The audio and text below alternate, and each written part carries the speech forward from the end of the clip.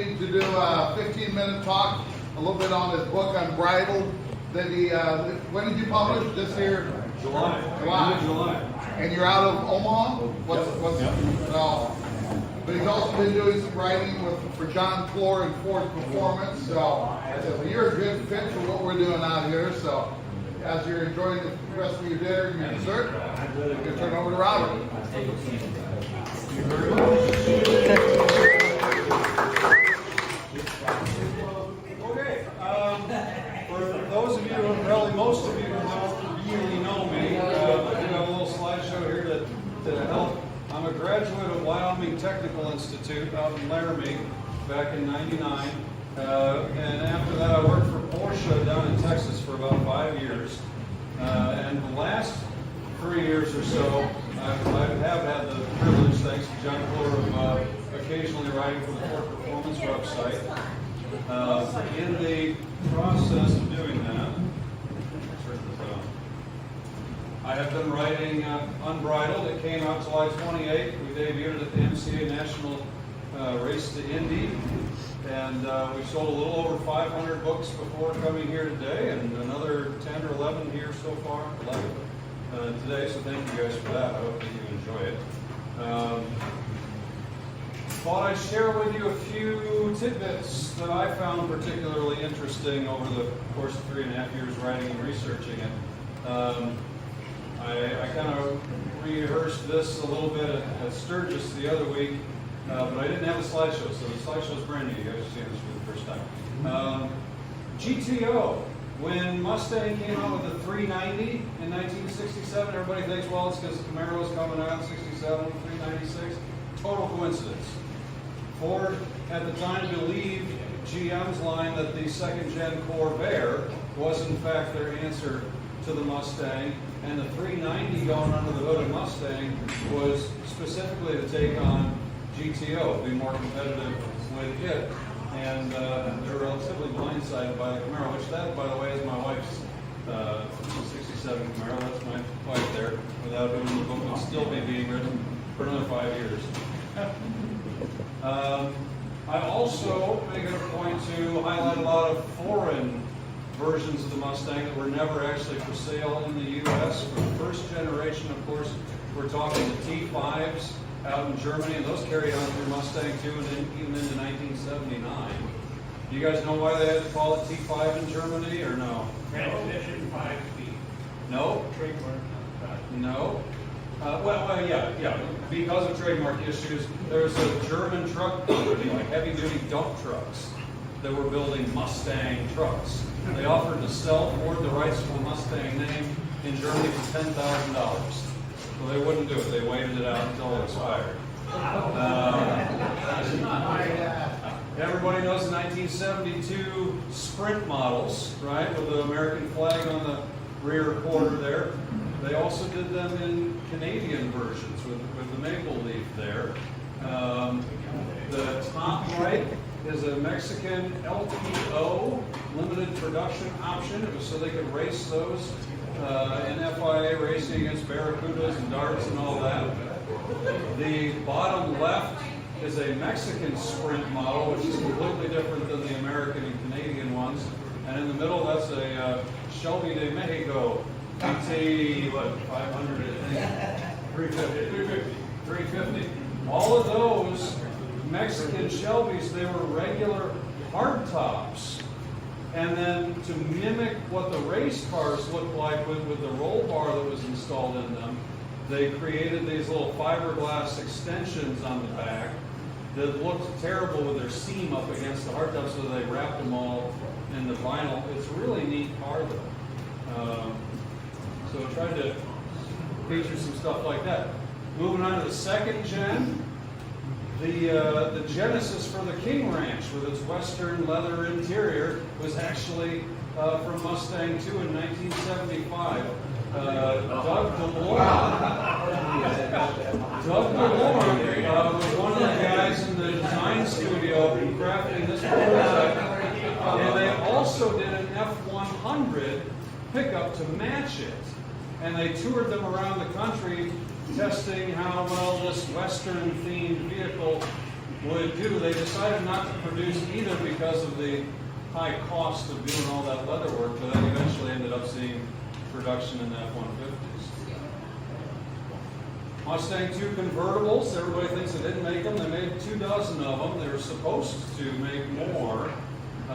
Dealers were ordering these. They were shipping them directly from DAP down by rail to Clearwater, Florida, similar to how they've been shipping them from San Jose to LAX for the Shelby conversions in '65.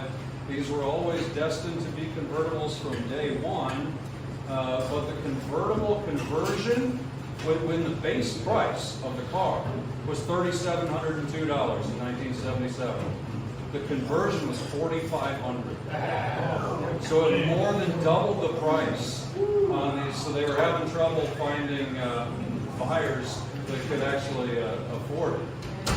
The orange one is ours, by the way. That is ours. We have 8,000 miles on it, all original. It's still running the original hoses, plugs, wires, belts, the whole bit. V6? V6, yes. His lovely wife let him buy that. Yes, she did. That's right. Third generation, going back to the foreign models, Canadian GT Cobras, Cobra GTs. Basically the same as the American GT, except it said Cobra, and they had the metric speedometers. But down in Mexico, both of those on the right are Mexican models. Mustangs, even though they look like a notchback Capri. And in fact, that red one is an SVO. Now, right. It's a Mustang built in Mexico using a lot of Capri parts, and all of the Mustangs in Mexico from the 60s all the way into the mid-80s when they ceased production down there were V8s. So in fact, they have made a V8 SVO. That's one of them right there. It's not turbocharged. But speaking of turbochargers, everybody know Jack Roush and the Performance Leader project from '89. Should have been the 25th anniversary car. They built it. That's it right there. When I was talking to Donald Farr, writing the book, he told me this story about Jack proposing it to Ford executives and them telling him that a 351 turbo was in fact irresponsible. So they didn't build it. And then Jack ends up calling me several months later and completely on his own ends up telling me the same exact story. I just thought it was terribly interesting, and I would love to be that irresponsible. This is a photo of me up at Mustang Memories a few weeks ago at World Headquarters, where I learned, after putting out the book, that this car that I had loved since my teenage years when it was new was never ever yellow. The 6.1 CJR that Motor Trend covered, they doctored the car to be yellow on the cover, but it is now and always has been white. I had no idea. How crazy is that? They said it needed to be flashier on the cover, so they made it yellow. But that's the exact same car today. Also at headquarters that day, that is Ron Muccioli. Does anybody know Ron? Super cool guy. Yeah, of course you do.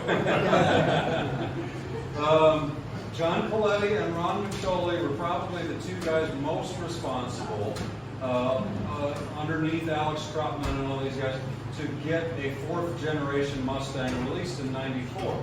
Back in '89, when the plans to make the Probe be the Mustang 4 fell apart, it was Ron and John that schemed how a new generation Mustang done properly could work, and they made these little pewter pins, and they were slipping them under the office doors of executive vice presidents that they thought might be sympathetic to the idea of, as the pin says, 25 more years, because in '89 it was 25 years in. So they made those. Alex Trotman got one and tracked down John and Ron at an event and approved that they go ahead and get started, put John in charge. And I interviewed Ron so much for the book, he ended up coming there to meet me, and he brought along that pin. He said it was the very last one of those pins still around, and he wanted me to have it as a gift for having done the book. I choked up, man. It was cool. It's safe at home in my home office now. Really neat story. Anyway, so it's the pin that saved Mustang. 5th gen cars, Iacocca edition. They're literally named the Iacocca Silver edition, but they weren't all silver. 41 of the 45 cars were silver. 3 of them were black, like in the lower left there, and in the top right there was one in red. 2 of the black ones, in fact, had the glass roof, by the way. One was done as an automatic. All the others were manuals. Super cool cars. Has anybody here ever seen one in person? Yeah? I'm jealous. That's a gorgeous car. SEMA one here now. Yeah? I love them. That's one of my favorite models out there. 6th gen, or what would have been in an alternate universe. Doing my interviews with some board staff for the book, it was revealed to me that in an alternate universe, Jay Mays wanted the Evos to be the 6th gen Mustang before they developed the 550 as we know it. So, there you go. Of the actual 550s, anybody know the Peregrine Revenge GT? There's a young couple of brothers out in Wyoming, Alex and Armin Kulian. They built a few prototypes and showed them in the fall of 19 in California, and we're ramping up to produce these things in spring of 2020. Nothing went right in 2020 for anybody. The planned 50 units ended up being 10, so these are insanely rare, but these are insane performing. These are 1,200 horsepower, supercharged, biggest brakes ever put on any Mustang up to that point. I don't know if that's changed, with the new 650 or not. 6 inches wider in the rear, 3 inches wider at the front, full carbon fiber, really, really neat, $250,000, 200-mile-per-hour Mustang. Really neat. If you see one that says Revenge on the back, go racing for pink slips. With the new 650, I had the privilege of an hour-and-a-half long one-on-one interview with Edwin Krenz shortly before the book was due to release. Edwin, if you're watching, thank you for saving the end of my book.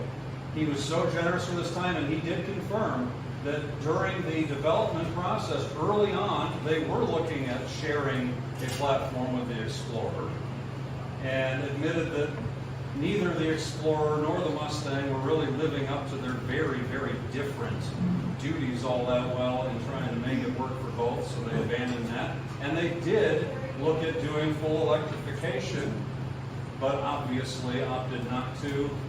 650 is super cool. That was the first one I got to see in person. Bonus, a couple little tidbits with the Mach-E. That was by no means Ford's first foray into electric.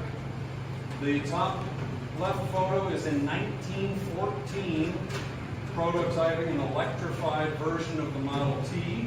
They thought they would be on sale to the public by 1916, but they had trouble with too heavy of batteries that took too long to charge and would deplete too quickly.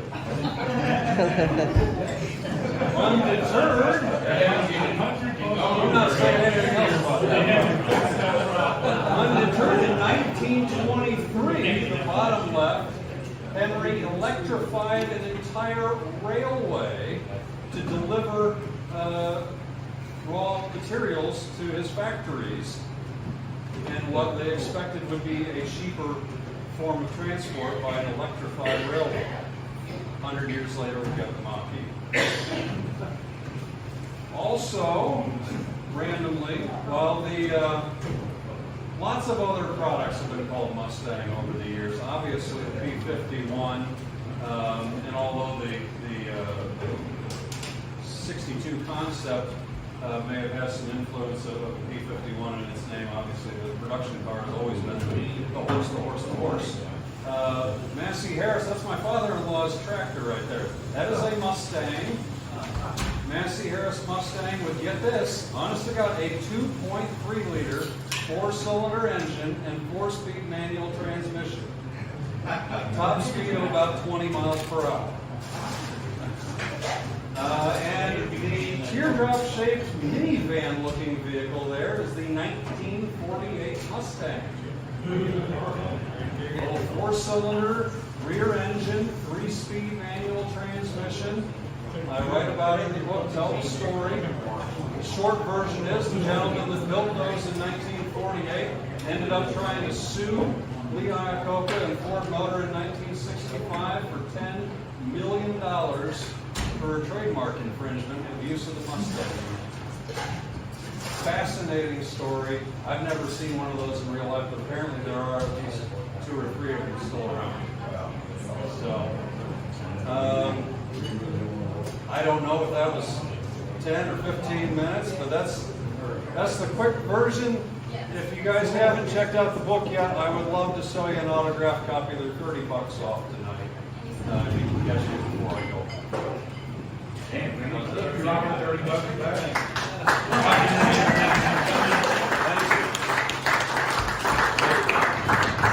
I couldn't. 275. What's it be like? You're gonna get this for a few hundred. $200.